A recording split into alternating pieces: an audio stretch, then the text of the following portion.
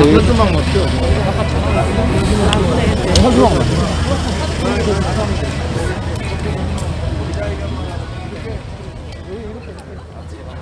춘천에 마이크 좀 낮추세요. 춘천에 우리 청년 여러분 반갑습니다.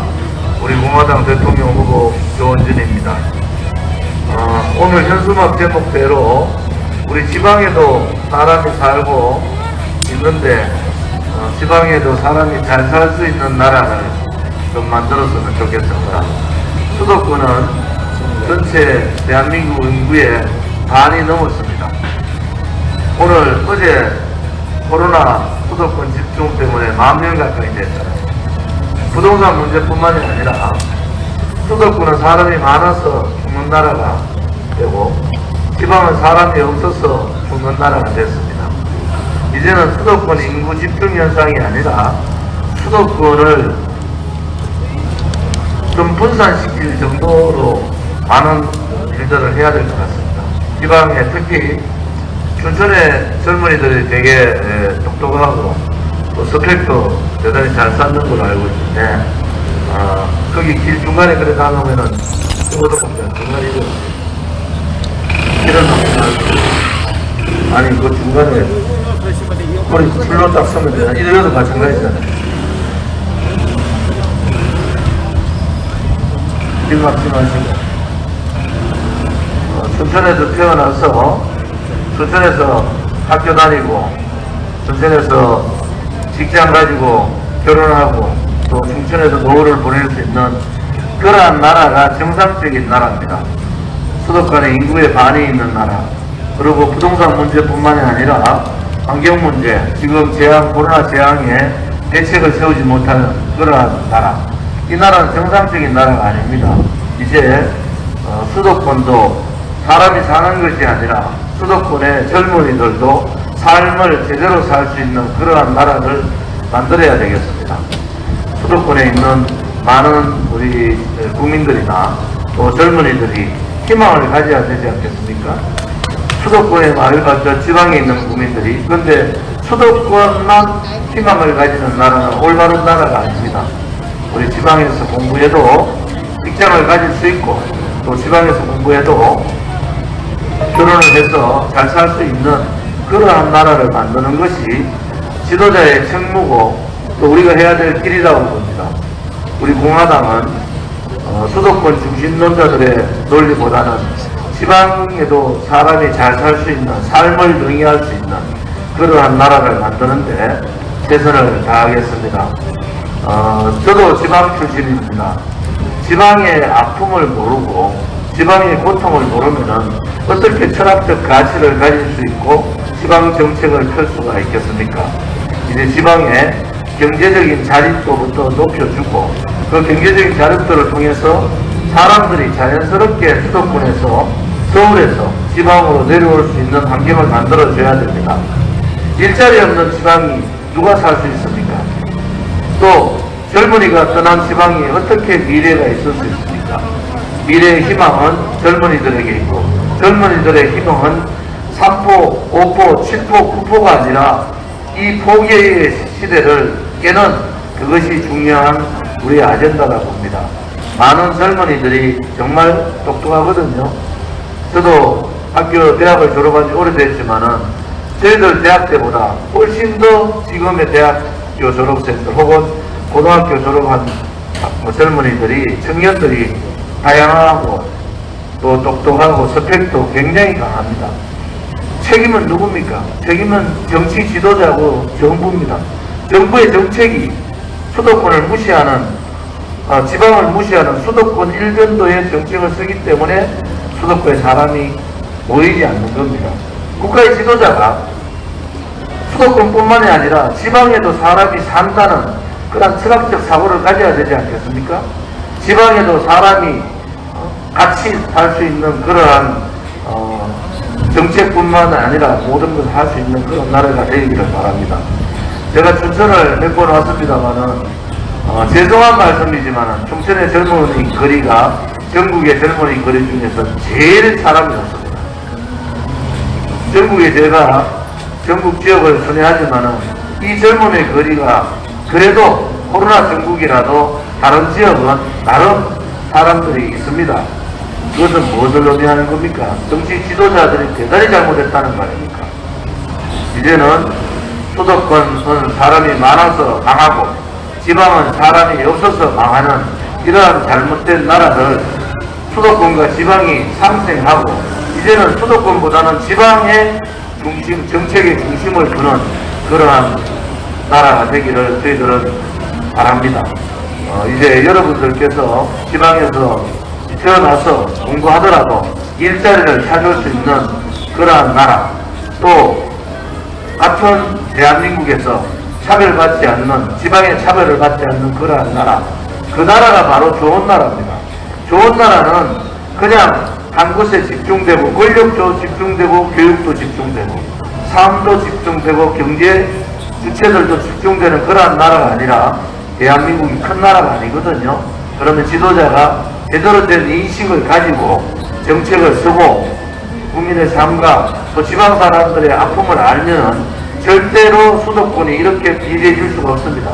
물론 산업화 이후에 수도권이 비대할 수밖에 없는 상황이 있었지만은 그 다음에 지금같이 수도권이 지방을 버려버리는 그런 상태는 아니지 않습니까?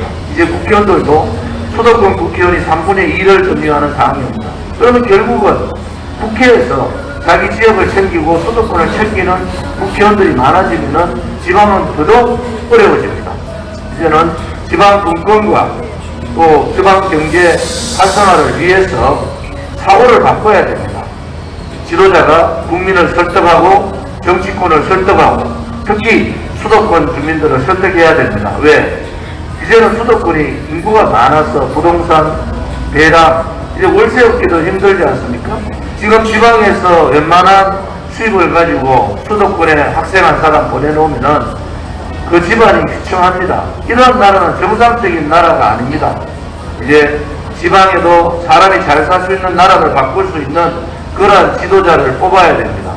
지방의 삶을 모르고 자영업자의 삶을 모르고 지멋대로 저녁 9시 제한했다가 사람 제한 4명 했다, 6명 했다 자기 마음대로 하는 그러한 잘못된 폐방역도 잘못된 겁니다. 폐방역을 하려면은 제대로 시스템을 갖추고 준비를 해야 되잖아요. 일본은 하루에 10만 명 나와도 이렇게 문재인같이 호들갑 떨지 않습니다. 문재인은요, 폐방역 잘못하면 팬데믹 현상을 전부 자영업자하고 청소년한테까지 넘기잖아요. 잘못된 나라입니다. 지도자가 잘못했지 않습니까? 유럽이나 일본이나 미국도 수많은 팬데믹 이후에 오미크론 이후에 많은 사람들이 됩니다만 대책을 다 세우고 있잖아요. 호들갑을 띄고 모든 문제는 자영업자가 잘못한 듯이 자영업자를 길거리로 몰고 있는 문재인 정책은 잘못된 겁니다. 내로남불이잖아요. 자기들이 잘못했잖아요. 백신 수급할 때 제대로 하든지 안 그러면 오미크론이 나오기 시작하면은 시스템을 바꾸고 빨리 대책을 세워야 됩니다. 대책 세우지 않고 모든 것을 자영업자들한테 떠넘기는 내로남불 정권 잘못된 겁니다. 우리 공화당은 이미 벌써 변종이 나오고 또 수많은 변종이 나올 거다 이런 발표를 했고요. 이제는 그 대책을 세워야 되지 그것을 자영업자의 시간을 묵는다고 됩니까?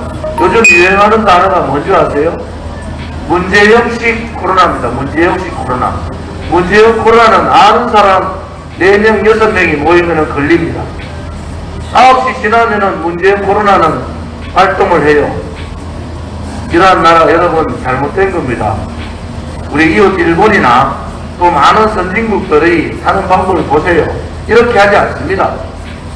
이런 바보 같은 방역을 통해서 젊은이들에게 자유를 뺏고 입에 재갈을 물리고 자영업자들에게 망하는 길로 가고 있는 그러한 나라, 잘못된 나라입니다. 자영업자들이 문을 닫고 싶어도 못 닫는 이유가 뭔지 아세요? 문을 닫는 순간에 은행에서 대출 해수 들어옵니다. 그러니까 어쩔 수 없이 손해보면서 문을 닫지 못하고 있지 않습니까? 자영업자가 무너지면은 가정이 파괴되고 사회가 무너지는 거 아닙니까? 그런데 모든 책임을 자영업자한테 떠맡깁니다. 그래놓고는 표를 받기 위해서 온 전 국민한테 재난지원금 줍니다. 잘못된 거잖아요. 미친 짓 아닙니까? 실질적으로 피해를 자영업자들한테 재난지원금을 집중해서 줘야 되지 않습니까? 표를 얻기 위해서 여야가 똑같습니다. 국민의힘도 표를 얻기 위해서 선택적 재난지원금이 아니라 보편적 재난지원금을 주고 있는 이러한 잘못된 정책 우리 공화당이 바꾸겠습니다. 이제 자영업자 여러분들 힘내십시오. 문재인도 가고 코로나도 갑니다. 문재인 없는 대한민국에서 정말 살고 싶어요. 민노총 없는 대한민국에서 정말 살고 싶습니다. 코로나 없는 대한민국에서 정말 살고 싶어요. 문재인 없는 대한민국이 희망이 있는 대한민국이 될 겁니다. 저는 분명히 말씀드립니다. 문재인한테 이만큼 속았으면 됐어요. 자영업자들 죽으면 누가 책임집니까? 우리 공화당이 7개월 전에 문화일보에다가 전면 광고, 지금 전단지가 그 전면 광고 내용 그대로입니다. 7개월 전에 광고냈어요. 이런 방역 잘못된 거다. 자영업자 다 죽고 나면 국가가 책임지지 못하지 않느냐. 자영업자가 700만이고 그 인구가 2천만 명입니다. 자영업자들한테 모든 책임을 떠안고 K방역 전 세계 다니면서 그렇게 자랑하던 문재인 방역팀들은 다 어디 갔습니까? 오미크론 10,000명 넘었다고 호들갑 떨잖아요. 잘못된 겁니다. 이제는 코로나를 우리 생활로 들고 돌아야 되지 않습니까? 전 세계가 문재인보다 못나서 그렇게 호들갑 안 떠는 게 아닙니다.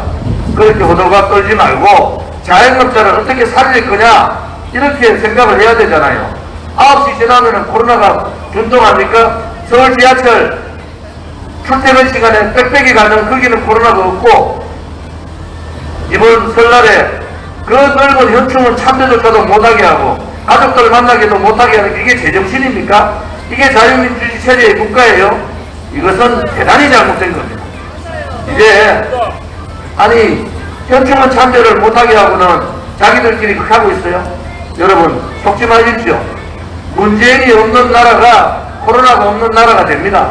이러한 방역 시스템을 대한민국은요 하루에 150만 명이 백신을 맞을 수 있는 시스템이 갖춰져 있는데 가장 늦게 백신 들고 들어오고 가장 늦게 대책을 세워가지고 나라를 이렇게 만든 문재인이 제대로 양산 가서 제대로 살 거라고 봅니까?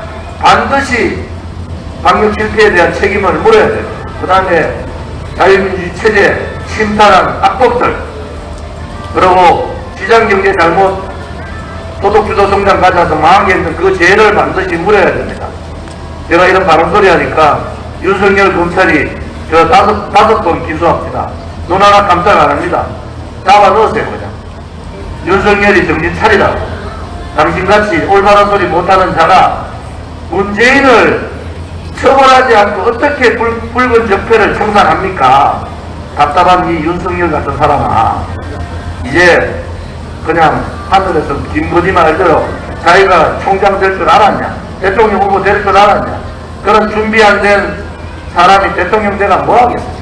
이재명 요즘 하는 소리가 뭡니까? 새빨간 데다가 거짓말 잘하고 의혹 계속 터지는데도 한마디 하잖아요. 윤석열보다는 자기가 잘할 것 같다. 그렇지 않습니까?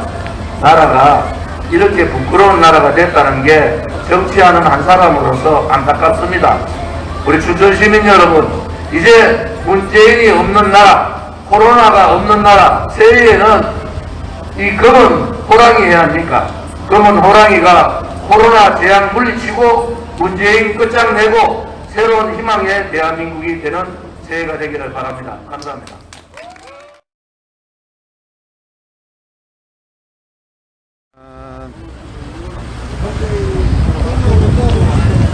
지방이 살아야 대한민국이 산다. 국토 균형 발전 현수막에 걸려 있습니다. 정권 교체, 정치 혁명을 이룰 수 있는 유일한 대통령 후보이신 우리 공화당 대통령 후보이신 조원진 대통령 후보님이 오셨습니다. 심상 환영의 박수 부탁드리겠습니다.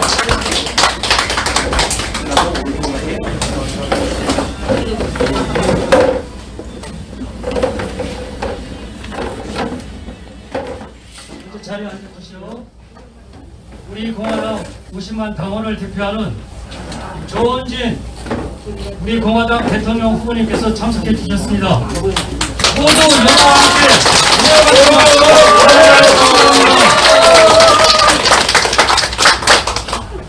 다음으로 이 자리를 빛내주시기 위해서 중앙당에서 참석해 주신 중앙당 이관진 분들을 소개해 올리겠습니다. 우리 공화당의 큰 제목이신 한근영 청년 최고위원님 소개해 드리겠습니다. 박수로 큰 박수로 맞으십시오.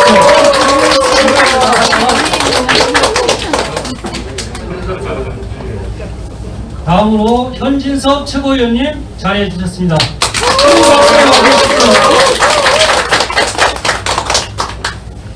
다음에 우리 공화당 강원도당 이명호 도당위원장님께서 자리해 주셨습니다.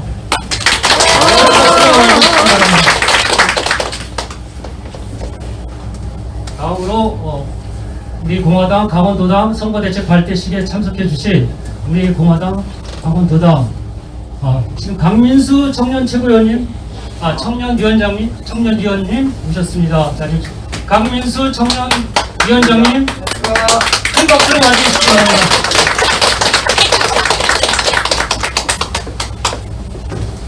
다음으로 간단하게 이름만 호명을 해드리겠습니다. 오늘 참석해주신 내빈 여러분들 이름 호명하면 자리에서 일어나셔서 간단한 인사만 해주시기 바랍니다. 김춘수 상임고문님 자리해 주셨습니다. 김찬수 상임고문님 자리해 주셨습니다.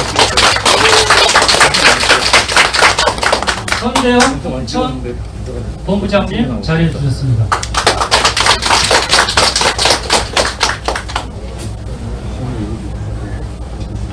다음으로 선문 스님께서 자리해 주셨습니다.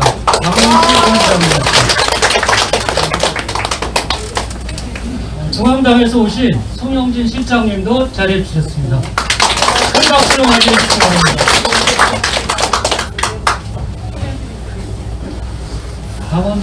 다음으로 강원도 각 지역에서 오신 대리분들 소개해 올리겠습니다. 문장웅 동해시 선거대책본부장님 소개해 올리겠습니다. 안녕하십니까. 큰 박수로 맞이해 주십시오. 나머지 분들은 시간 관계상 간단하게 이름만 호명해 드리겠습니다. 최동소 강릉, 유금자 강릉, 고영자 강릉, 우영도 선생님, 홍기동 선생님, 최만수 선생님, 엄재원 선생님, 이윤순, 장준예, 문칠래, 김현옥, 김종식, 강경일, 노수태, 박용래, 김형렬, 김세근, 문정환, 공함수, 정병렬 이렇게 여러분들 많은 분들이 참석해 주셨습니다. 다음은 임명장 수여식에 있겠습니다. 임명장 함종인 제20대 대통령 선거 조원진 후보 강원선거대책본부 선거대책본부장으로 임명합니다. 2022년 1월 27일 우리 공화당 대통령 후보 조원진 올립니다.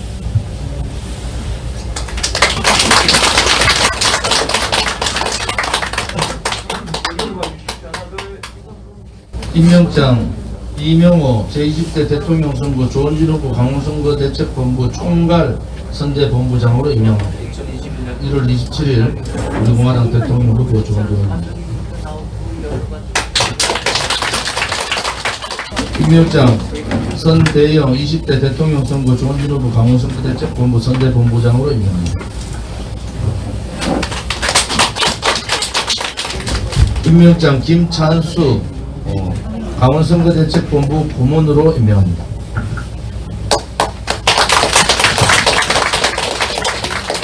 임명장 노수태 강원선거대책본부 부본부장으로 임명합니다.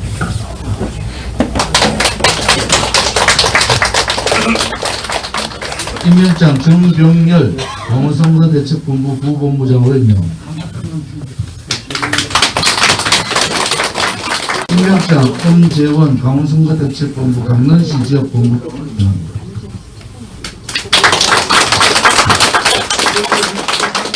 다음 조원진 우리 공화당 대통령 후보님의 축사가 그 안방에 정도 다 나오세요. 내가 아까 알았어. 저 방이 이렇게 넓은가 봐. 그래서 계속 나오세요. 다 나오세요. 다 나오세요. 전부 다 나오세요. 다 나오신 거예요?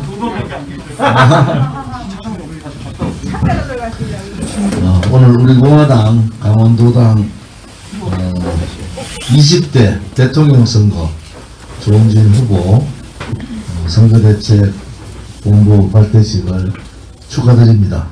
고맙습니다.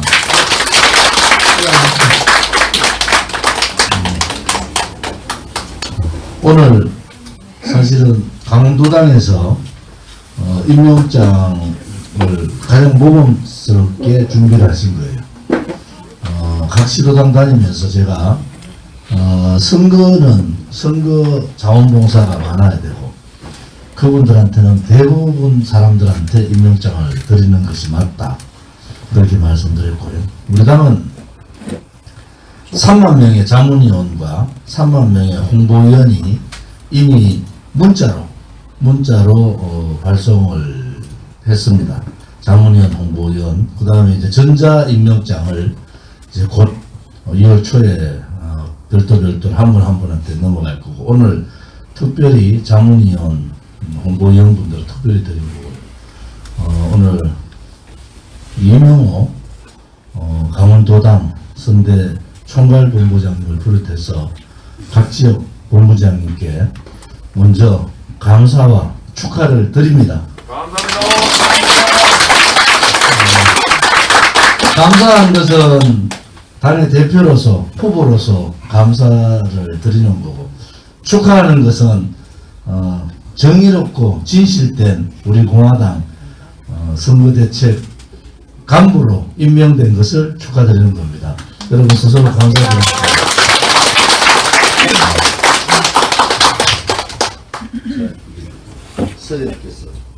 잘생긴 얼굴 좀 보여드릴게요. 요약하더라고. 제 말이 아니고요. 대통령 후보 중에서는 조원진이 제일 잘생겼다.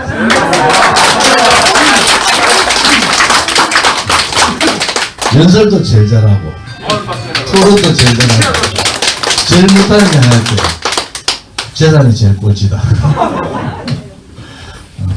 저도 사업도 하고 또 국회 보좌관도 있었고요.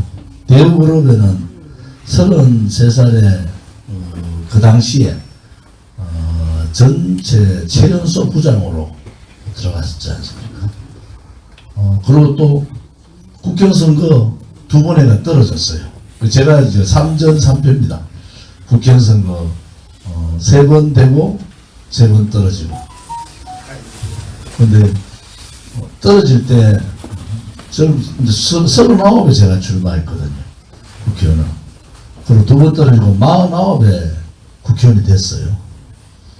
그리고 이번에 20대, 21대 국회의원 떨어졌잖아요. 그런데 떨어졌는데 슬퍼야 되는데 슬프지를 않습니다. 사실은. 왜냐하면은 부정선거보다는 다른 놈들 박근혜 대통령 뭐 쫓아다니면서 사진 한 장 찍으려고 했던 그런 차들 다 도망가고 저 혼자 딱 당당하게 있으니까 전국 다녀보면은 다들 그래요. 이야, 참 대단하다. 그러니까 제가 더 빛나게 됐어요. 다른 사람이 못하니까 저는 가만히 있는데 다른 사람 때문에 제가 좀 더 빛나 보이게 됐습니다. 그것은 제가 잘난 게 아니고 우리가 2017년 8월 30일 1만 명의 당원으로 창당을 했잖아요. 그때 대한애국당. 대한애국당은 제가 지었어요. 그때 돌아가신 정명 사무총장, KBS 아나운서 했던 정명 사무총장이 야, 이거 대한애국당은 독립군 비슷하다고 그래서 저한테 말씀하셔서 제가 설명을 해드렸어요. 우리 투쟁이 그게 2017년 6월달 정도 되는 겁니다. 2017년 6월에 제가 그래서 말씀드렸어요. 우리가 가는 길이 나라를 잃고 일제의 압제에 저항하던 독립군보다도 더 힘든 길을 걸어야 될 것 같다고. 그래서 대한애국당을 그냥 했으면 좋겠다. 이렇게 해서 대한애국당으로 당명을 정하고, 그리고 2년 가까이 저희들이 그 당명을 가지고 했지 않습니까? 그러고 난 다음 박근혜 대통령께서 우리 공화당이라는 당명을 주셨어요. 그 다음에 저기 보면은 우리 공화당 강령 있지 않습니까? 7대 강령 한자 한자 다 대통령께서 다 나름대로 감옥에서 정리를 하시고 그 전에 대한애국당 때는 박근혜 대통령의 불법 거짓 탄핵이라는 박근혜 대통령 성함이 들어갔습니다. 대통령께서 절대 안 된다 그러시더라고. 제가 아직 살아있는데 당의 강령에다가 이렇게 넣으시면 안 되겠습니다. 그것 때문에 또 왔다 갔다 옥신각신 했어요. 저는 안 됩니다.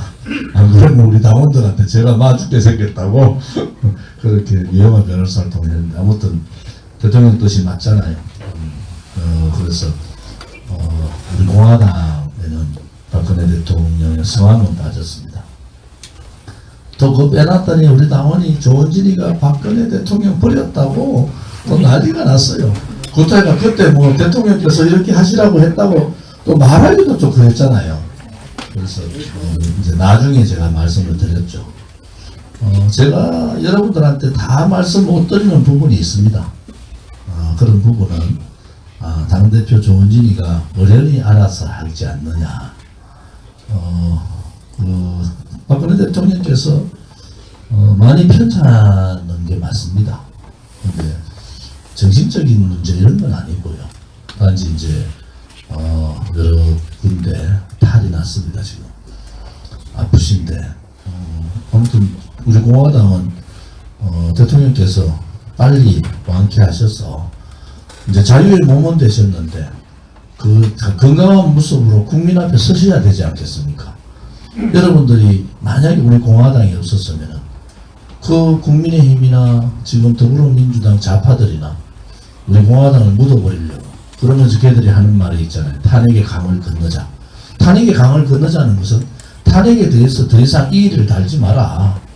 뭐 자기들이 거짓, 선동, 조작, 업무, 기획했는 거 다 아는데 끝난 일이다. 이러면 끝난 일이다. 근데 그것이 끝나지 않았다고 유일하게 정당으로 우리 공화당이 탄핵은 끝이 아니라 진행형이다. 왜? 다 거짓말이거든. 손석희가 태블릿 PC로 국민을 압박할 때 그 태블릿 PC 최순실 거 아니라고 법정에서 최순실이 태블릿 PC 최소원 씨죠. 태블릿 PC 내 거라니까 돌려달라 그랬더니 법원에서 뭐라 했습니까? 당신 거 아니다. 결국은 그 당시에 손석희는 무슨 짓을 한 겁니까? 가짜 태블릿 PC를 가지고. 윤석열의 특검은 박영수 특검단장을 비롯해 윤석열 특검은 특검 대변인을 통해서 가짜 태블릿 PC 들고 이것이 최순실이 박근혜 대통령하고 공모했는 태블릿 PC라고 거짓말했잖아요. 다 거짓말이에요. 케미르 재단, 박근혜 대통령 케미르 재단에 돈을 쓸 수도 없고 그런 생각도 없었어요. 모든 돈은 그대로 남아 있었습니다. 그대로. 근데 그 돈 임대료하고 인건비 조금 줬잖아요. 그거 만드는 데서 최순실 또 고영태 이런 사람들이 엮여버린 거 아닙니까? 그래서 여러분들이 고영태 녹취록을 들어보면은 기가 막힙니다. 기가 막힙니다. 박근혜 대통령 이걸로 여기가 치자는 거잖아요. 그 안에 내용이 다 나옵니다. 그런데 누구도 그 얘기를 안 했어요. 아무도. 국민의힘은요 탄핵 주동 세력들이니까 듣기 급급했다고. 결국 어떻게 됐습니까? 박근혜 대통령이 사라졌습니까? 거짓 탄핵이 그걸로 그냥 탄핵의 강을 건넜습니까? 그렇지 않잖아요. 진실이라는 것은 그만큼 무서운 거다. 대한민국에 이 자유를 위해서 목숨까지 바친 국민들이 있고 이렇게 똥똥한 젊은 청년들이 있는데 이 나라를 거짓의 나라, 불의의 나라로 한다는 것은 있을 수 없는 일이다. 그래서 제가 말씀드린 게 박근혜 대통령이 그래 말이야. 거짓의 산이 거짓이 산을 늘리고 그것이 나를 이렇게 힘들게 하지만 언젠가는 진실이 밝혀집니다. 우리 공화당은 그 진실 정의의 투쟁을 한 거예요. 여러분들이 안 계셨으면은 우리 대한민국은 그냥 불의의 나라로 넘어갑니다. 그런데 불행하게도 죄 없는 대통령이 뇌물 한 푼 안 받지 않은 분이 국정농단이라고 여겼어요. 그럼 문재인은 도대체 뭡니까? 국정농단 정도가 아니잖아요. 박근혜 대통령 국정농단 한 게 없습니다. 엮었잖아요. 80개의 거짓말을 가지고 80명의 패널들이 거짓말을 만들어냈어. 그리고 촛불을 들고 그것을 정당화시켰고, 좌파들이야 이념적으로 나눠져 있었지만 오른쪽에 있는 정치인들은 촛불에 굴종했습니다. 다 도망갔습니다. 죽는 줄 알고. 저는 그때 느꼈어요. 전쟁 터지면 제일 먼저 도망갈 놈들이 정치하는 놈들이구나. 우리는 반대편에서 촛불 반대 투쟁을 하고, 촛불은 민중민주주의, 소위 말하는 반자유민주주의 체제 투쟁이고 권력 찬탈 투쟁이다. 그렇게 우리는 얘기하고 지금까지 5년간 투쟁했죠. 우리가 옳은 길이에요. 박근혜 대통령이 죄가 없다는 거 국민들이 다 알아요. 이제 좌파들도 알아요. 제가 미국 기자들하고 인터뷰를 자주 했잖아요. 제가 미국 기자들한테 물어요. 위정자들, 국가를 지도하는 위정자들이 권력을 맡기고 부정부패 때문에 그걸 들어가면 그 부정부패가 밝혀지는데 얼마 걸려요? 길으면 6개월, 짧으면 3개월 안에 모든 부정부패에 대한 돈이 다 나온답니다. 박근혜 대통령 5년간 뒤졌잖아요. 5년간. 그리고 제가 말씀드린 것은 역대 우리나라 대통령 중에 가장 깨끗한 대통령이 박근혜 대통령이다. 그래서 우리가 사진을 저렇게 그런 것도 그런 의미가 있습니다. 박근혜 대통령이 죄 없는 대통령이 탄핵당하니까요. 거짓이 진실을 이기고 그 거짓이 성공한 줄 알았어요. 불의의 세력이 권력을 쥐고 불의의 세력이 자기 마음대로 움직이는 겁니다. 그런데 불의가 권력을 쥐고 국민을 탄압하고 자기 마음대로의 독재를 하면은 국민들은요, 거기에 저항을 하는 것이 우리 헌법적 가치에 나와 있는 국민 저항권입니다. 그것을 똑바로 알고 우리가 투쟁을 했고, 지금 우리 공화당 50만 우리 공화당 당원이 모인 거거든요. 제가 5년 전에 4년 6개월 전에 2017년 8월 30일 날 대표 수락연설을 다시 돌려봤어요. 장충체육관에서 우리가 10,000명 정도 모여서 대표 수락연설을 할 때 그때 제가 그러더라고요. 이 문재인 좌파 독재 정권이라고. 이 정권과 전면전을 선언한다. 여러분 오늘 가시면은 한번 들어보십시오. 그때 했던 얘기가 너무나도 지금 딱 맞아떨어지는 거예요. 그때 벌써 우리는 5년, 이제 문재인 정권의 5년을 예측을 하고 그래서 우리가 싸운 거 아닙니까? 결국은 문재인 정권이 겁이 난 거죠. 대통령께서 아프시고 그 아프신 부분이 조금은 우려되는 부분이 있으니까 급하게 유영하 변호사도 모르는 상태에서 하루 만에 이틀 만에 결정해가지고 바로 석방시켜버렸잖아요. 그것은 불입니다. 또 지금의 정치권에 나와 있는 사람들 양심들은 있잖아요. 박근혜 대통령의 특히 새누리당에서 박근혜 대통령 탄핵에 앞장섰던 사람들, 그 사람들은 발 뻗고 모자랄 겁니다. 그 사람들도 다 알아요. 박근혜 대통령 돈하고는 전혀 상관없는 사람이다. 김무성 말할까요? 탄핵을 시켰는데 누가 는 감옥 가라, 감옥까지 보내라겠나, 이런 말도 안 듣는 짓들을 하는 겁니다. 안철수요, 끝까지 박근혜 대통령 탄핵해야 된다고 문재인 나오기 전부터 나와 끝까지 앉아 있었어요. 그래가 안철수 망해버렸어요. 그러다가 문재인한테 홀라당 다 줬었잖아요. 우리가 정치를 하고 시대를 볼 때 대한민국은 자유민주주의 체제에서 태어나서는 안 되는 문재인 정권, 저는 암흑의 시대라고 보는 거예요. 암흑의 시대. 그냥 대한민국 자유민주 체제의 반동의 시대다. 이 시기에 우리는 정말 정치의 통합 기능이 완전히 상실한 겁니다. 그 다음에 성장 기능, 경제의 성장 기능이 완전히 멈춰버린 거예요. 가장 아픈 것은 우리 어려운 분들이 계층의 상승 기능, 계층을 상승할 수 있는 사다리가 끊쳐버립니다. 부동산 문제, 젊은 사람들의 일자리 문제, 열심히 하면 또 집을 가지고 성공할 수 있다는 그 대한민국의 기본적인 이 기능들이 무너져 버립니다. 이것을 다시 회복하려면 굉장한 오랜 시간이 걸릴 겁니다. 그렇지만은 희망은 있습니다. 왜 희망이 있느냐? 이제 국민들이 때닫기 시작했거든요. 국민들이 정권 교체를 해야 되니까 저러죠. 밖에 나가 보십시오. 윤석열이나 이재명 인간으로 안 봅니다. 그런데 정권 교체해야 되니까 어쩔 수 없다. 저 만나면 다 그래요. 당신이 최고다. 근데 정권 교체해야 되는 어쩌나 이래요. 그래서 맨날 선거 때마다 그랬습니다. 그러니까 민주당을 대체할 수 있는 새로운 시대에 맞는 새로운 정당이 성공을 못하고 세대 교체가 안 되는 겁니다. 국민의힘을 대체할 수 있는 정당이 성공을 못하고 새로운 인물들이 세대 교체가 안 되는 거예요. 저는 솔직히요. 이제 대한민국 정치는 30, 40대한테 다 넘겨야 된다고 봐요. 30, 40대한테. 저도 나이가 이제 많아졌잖아요.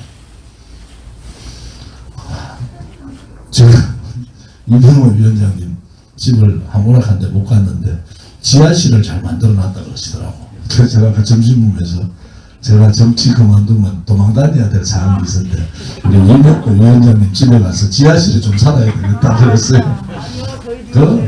여러분들 그런 거 겁낼 필요 하나도 없어요. 제가 잘못한 게 하나도 없는데 검찰이 5건 기소했는데 그것도 윤석열 검찰총장 때 아닙니까?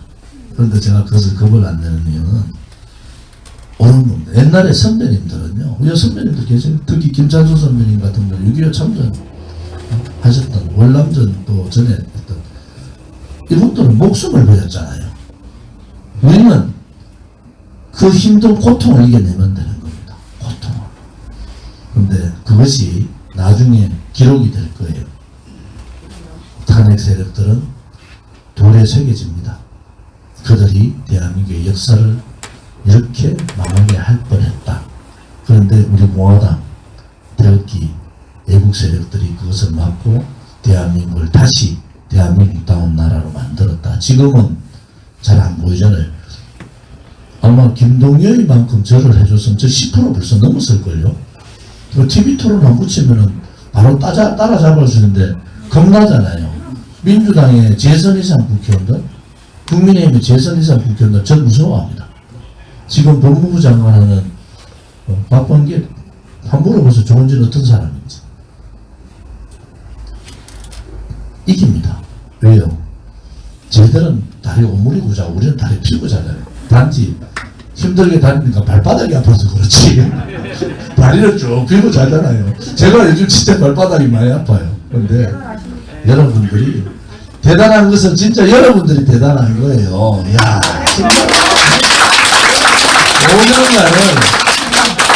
5년간을 이렇게 싸우고 버티고 또 많은 분들이 그 와중에 돌아가신 분들도 있고 저는 막 개별적으로 많이 알잖아요. 근데 우리 동지들이 이렇게 버텨주시고 또 당대표가 힘이 빠질까봐 대통령 선거 나갑니다. 그때 대통령 나오신다 몰랐잖아요. 대통령 사면 되는 줄 몰랐잖아요. 제가 대통령 후보를 나가서 대통령 사면이 정당하고 탄핵이 잘못됐다는 얘기를 해야 되잖아요. 전국 방방국 5년 전에요. 저 혼자 다녔어요. 혼자. 비가 막 쏟아지는 폭우 속에서도 혼자 들고 그러다가 첫날 보니까 가만히 보니까 지금 여기 있는 분들이 있어요. 저랑 불쌍하잖아요. 저거 미친 것도 아니고 지 혼자 말이지 말 커지고 전국 다니면서 다른 사람들은 문재인이 지지율 80% 나오고 80% 문재인 그때 대통령 되기 전이죠. 문재인 그런데 박근혜 대통령 탄핵해가지고 마녀사냥해가지고 박자만 꺼내도 이상한 사람을 이랬다고. 그런데 저 혼자 다니면서 했어요. 박근혜 대통령이 저 없다고. 당신들 내 얘기를 곧 알게 된다. 이것은 권력 찬탈이고 촛불 쿠데타다. 그때 사람들이 저를 뭐라고 받겠습니까? 그런데 저는 당당하게 하니까 우리 동지들이 불쌍하다고. 저런지 불쌍하다고 버스 한 대가 쫙 오더라고. 눈물이 펑펑 쏟아지. 거기 있다 보니까 버스 한 대가 더 와요. 또 두 대가 오더라고. 그 세월이 5년입니다. 이제 여러분들께서 제발 가시밭길 그만 가자게요. 진짜 가시밭길 그대로 치웁시다. 이제 가시밭길이 아니라 우리 공화당이 꽃길을 가면은 대한민국이 꽃길을 가는 겁니다. 우리 공화당이 꽃길을 가면은 박근혜 대통령이 탄핵무효 명예회복이 되는 겁니다.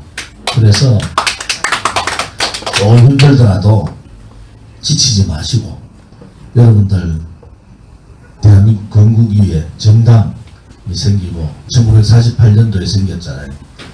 그리고 수많은 시간이 지났지만 우리같이 진짜 민초가 모인 정당이 없었습니다. 특히 오른쪽 우파 정당은 민초가 모인 정당이 없었어요. 이 정당이 다 무너질 줄 알았어요. 그런데 이 정당이 5년을 버티고 있잖아요. 그것도 날로 매일매일 커지는 정당이 됐단 말이에요. 저도 이 정당이 어디까지 성공을 하고 어디까지 커질지를 저도 되게 궁금해요. 그때는 제 시대가 아닐 수도 있고 우리 여러 선배님들의 시대가 아닐 수도 있지만은 이 정당 혁명은 성공해야 됩니다. 그래야지 정치를 바꿀 수 있어요. 민초들이 정신된 정당이 성공을 해야지, 그래야지 정치를 바꿀 수 있고, 그래야지 여러분들의 아들, 딸, 손자, 손녀에 정말 희망을 주는 그러한 정치를 할 수 있다. 저는 그런 책무를 가지고, 그것이 역사의 책무고 국민이 저희들한테 준 명령이다. 이런 생각을 가지고 하겠습니다. 꽃길을 걷어차고 우리 공화당 승리를 위하여! 감사합니다.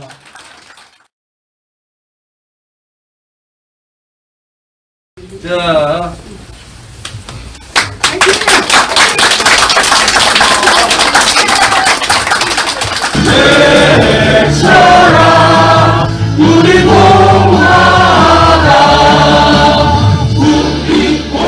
인사 좀 시켜드리겠습니다.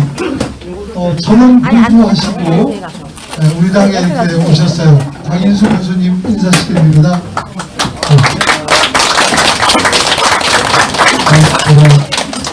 우리 경기도에서 자강서님도 넘어오셨네요. 고맙습니다.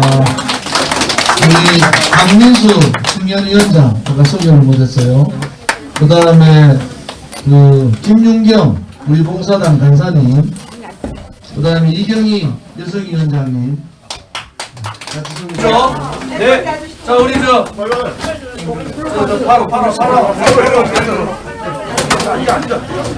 강원도 분도 빨리 들어오세요. 다 들어올 때가 안 찍는다. 빨리 들어오세요. 강원도 분들 빨리 들어오세요.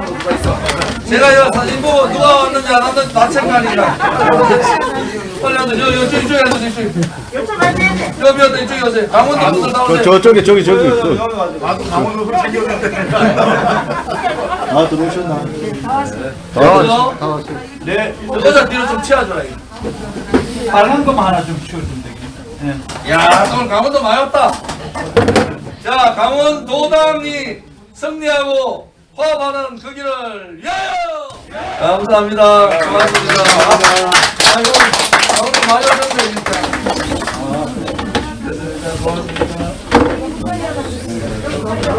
자,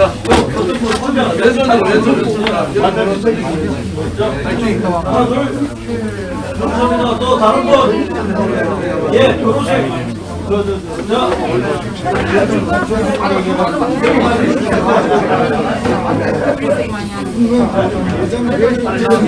또 다른 분. 이럴 때 얼굴처럼 됐습니다. 또 다른 분. 하나, 둘. 감사합니다. 또 다른 분.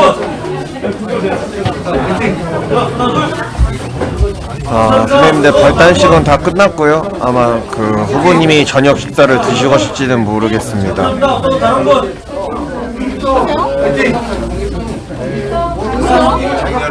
감사합니다. 또 다른 분. 전화를 제가 모동으로 하는 바람에 못 들어가요. 또 다른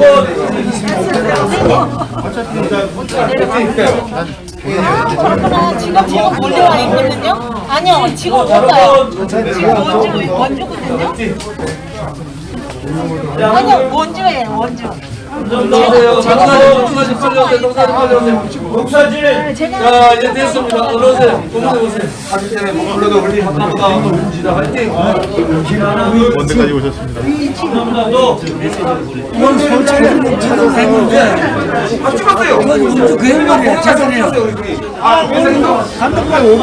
갑자기 또 일이 생겼다고 연락이 왔더라고.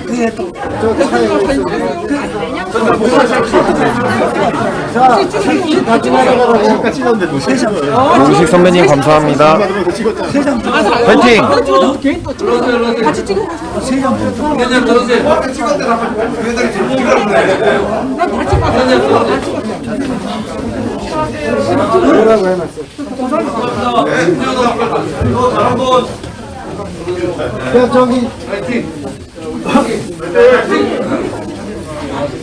다른 거 좋네요. 됐습니다. 이제.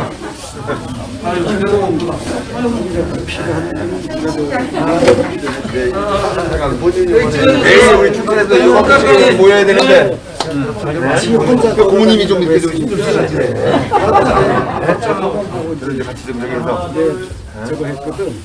희망당에만 가지 말고 우리 쫓아 키워야 된다니까. 고모님이. 그죠?